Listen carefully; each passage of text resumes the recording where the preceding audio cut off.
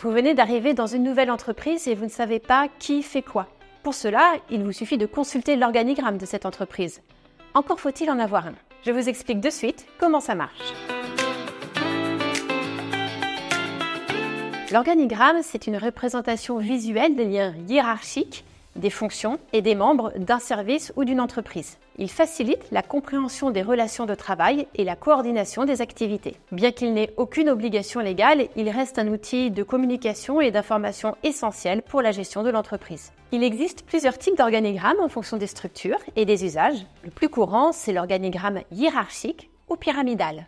Il représente l'entreprise comme une structure hiérarchique. Au sommet, on trouve généralement le poste le plus élevé, le directeur général ou le PDG. En dessous, il y a les postes de directeur et de manager. Ce qu'il faut retenir, c'est que les lignes verticales représentent les liens de subordination et les personnes se trouvant sur la même ligne ont en général le même niveau de responsabilité. L'organigramme matriciel est utilisé dans le cas où les collaborateurs dépendent de plusieurs responsables. Chaque collaborateur peut avoir une hiérarchie fonctionnelle, comme le marketing, et en même temps être rattaché à un projet, et dans ce cas dépendre du responsable de ce projet.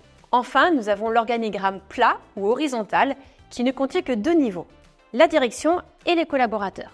Ce type d'organigramme est souvent utilisé dans les structures à responsabilité partagée, ou les associations par exemple.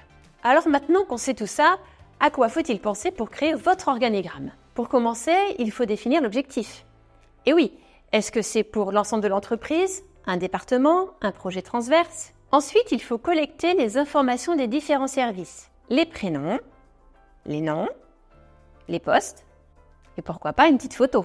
Et enfin, il faut choisir le bon type d'organigramme.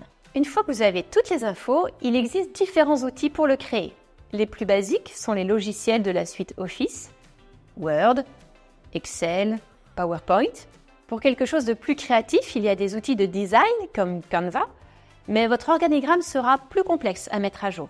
Le plus efficace, si vous avez un outil de gestion RH, c'est de créer directement votre organigramme dans la solution. Quel que soit l'outil que vous utilisez, l'organigramme est une photo à l'instant T de votre entreprise. Pensez à le mettre à jour régulièrement et à le rendre facilement accessible. Et maintenant, c'est à vous de jouer et je vous retrouve très vite pour de nouveaux conseils et astuces RH.